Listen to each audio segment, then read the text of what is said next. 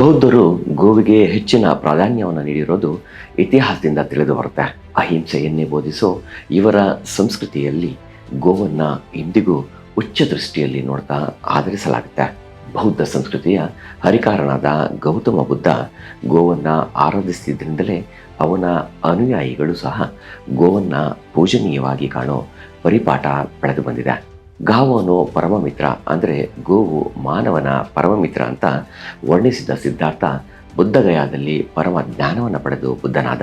ಗಮನಿಸಬೇಕಾದ್ದೇನೆಂದರೆ, ಅವತ್ತು ಅಲ್ಲಿನ ಸರದಾರನ ಮಗಳಾಗಿದ್ದ ಸುಜಾತ ಅನ್ನೋ ಮಹಿಳೆ ನೀಡಿದ್ದ ಗೋವಿನ ಹಾಲಿನಿಂದ ಮಾಡಿದ್ದ ಪಾಯಸ ಕುಡಿದಾಗಲೇ ಆತ ಈ ಜ್ಞಾನವನ್ನು ಪಡೆದ ಅಂತ ಹೇಳಲಾಗುತ್ತೆ.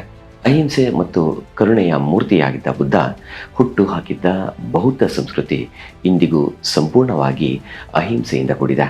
ಗೋ ಪ್ರೇಮಿಯಾಗಿದ್ದ ಈತ ಜನತೆಗೆ ಗೋವಂಶದ ಉಪಯೋಗವನ್ನು ಮತ್ತು ಮಹತ್ವವನ್ನು ಹೇಳ್ತಾ ಗೋಹತ್ಯೆ ಮಾಡದಂತೆ ಶಿಕ್ಷಣ ನೀಡುತ್ತಿದ್ದು ತಿಳಿದು ಬರುತ್ತೆ.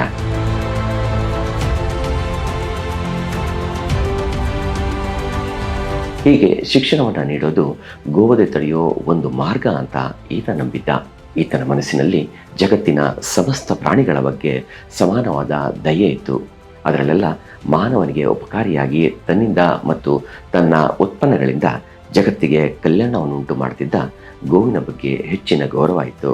ಈತನ ಅನೇಕ ತತ್ವಗಳಲ್ಲಿನ ಮುಖ್ಯ ವಿಷಯ ಏನೆಂದರೆ ಗೋಮಾಂಸವನ್ನು ತಿನ್ನದೇ ಇರೋದು. ಹೀಗೆ ಈತ ಗೋವಿನ ಉಪಯೋಗಕ್ಕೆ ಸರ್ವೋಚ್ಚ ಸ್ಥಾನಮಾನ ನೀಡಿದ್ದ ಕಾರಣ ಬೌದ್ಧ ಸಂಸ್ಕೃತಿಯಲ್ಲಿ ಗೋಹತ್ಯೆಯ ಪ್ರಶ್ನೆ ಉದ್ಭವಿಸಲಿಲ್ಲ.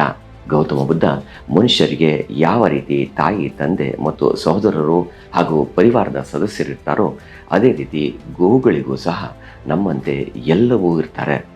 ಗೋವಿನ ಹಾಲಿನಿಂದ ಔಷಧಿ ತಯಾರು ಮಾಡಲಾಗುತ್ತೆ.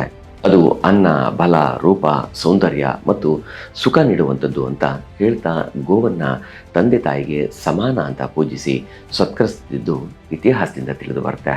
ಹಾಗೆ ಲೋಕನೀತಿ ಅನ್ನೋ ಬೌದ್ಧ ಗ್ರಂಥದಲ್ಲಿ ಮಾತಾಪಿತೃಗಳಂತೆ ಗೋವುಗಳನ್ನು ಪೂಜ್ಯತೆಯಿಂದ ಮತ್ತು ಆದರದಿಂದ ಕಾಣಬೇಕು. ಯಾರು ಗೋಮಾಂಸ ತಿಂತಾರೋ ಅವರು ತನ್ನ ತಾಯಿಯ ಮಾಂಸವನ್ನೇ ತಿಂದಂತೆ ಅಂತ ಹೇಳಲಾಗಿದೆ. ಬುದ್ಧನ ಗೋಭಕ್ತಿಗೆ ಸಂಬಂಧಿಸಿದಂತೆ ಬೌದ್ಧ ಜಾತಕ ಗ್ರಂಥಗಳಲ್ಲಿ ಅನೇಕ ಕಥೆಗಳು ಕಂಡುಬರ್ತವೆ. ಅದರಲ್ಲೆಲ್ಲ ಸಿದ್ಧಾರ್ಥನ ಕಾಲದಲ್ಲಿ ಇದ್ದ ಧನಂಜಯ ಅನ್ನೋ ಬಹುದೊಡ್ಡ ಶ್ರೀಮಂತನೊಬ್ಬನ ಕತೆ ಅವತ್ತಿನ ಗೋಸಂಪತ್ತಿನ ಪ್ರದರ್ಶನವನ್ನು ನಮಗೆ ಮಾಡಿಸುತ್ತೆ. ಈ ಶ್ರೀಮಂತ ತನ್ನ ಮಗಳ ಮದುವೆಗಿಂತ ವರದಕ್ಷಿಣೆ ರೂಪದಲ್ಲಿ 500 ಗಾಡಿ ಬಂಗಾರ, ಬೆಳ್ಳಿ ಹಾಗೂ ತಾಮ್ರದ ಪಾತ್ರೆಗಳನ್ನಷ್ಟೇ ಅಲ್ಲದೆ ಒಂದು ದೊಡ್ಡ ಆಕಳ ಹಿಂಡನ್ನೇ ಕೊಟ್ಟಿದ್ದ. ಹೀಗೆ ವರದಕ್ಷಿಣೆಯಾಗಿ ಕೊಟ್ಟ ಆ ಆಕಳ ಹಿಂಡು ಸುಮಾರು 6 ಮೈಲ್ ಉದ್ದ ಮತ್ತು ಸುಮಾರು 140 ಮೊಳ ಅಗಲ ಇತ್ತು ಅಂತ ಆ ಕಥೆಯಲ್ಲಿ ಹೇಳಲಾಗಿದೆ. ಬೌದ್ಧ ಮತವನ್ನು ಅವಲಂಬಿಸಿದ್ದ ಬರ್ಮಾ ದೇಶದ ರಾಜರುಗಳು ಅಲ್ಲಿಯ ಕೊಲೆಗಡುಕರಿಗೆ ಮರಣದಂಡನೆಯನ್ನು ವಿಧಿಸ್ತಿರಲಿಲ್ಲ.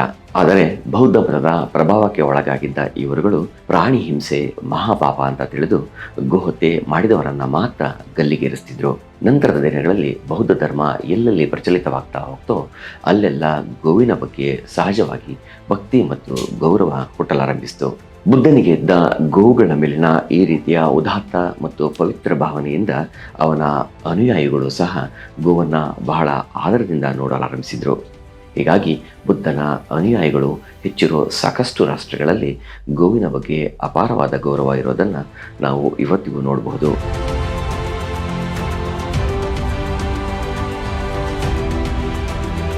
ಆದರೆ ಯಾಕೋ ಇತ್ತೀಚೆಗೆ ಬುದ್ಧನ ಒಂದಷ್ಟು ಅನುಯಾಯಿಗಳು ಅಹಿಂಸು ಪರಮಧರ್ಮ ಅನ್ನೋ ತತ್ವವನ್ನೇ ಮರೆತು ಗೋಹತ್ಯೆಗೆ ಪ್ರತ್ಯಕ್ಷವಾಗಿ ಇಲ್ಲವೇ ಪರೋಕ್ಷವಾಗಿ ಕಾರಣಕರ್ತರಾಗ್ತಿರೋದು ಮಾತ್ರ ವಿಪರ್ಯಾಸ.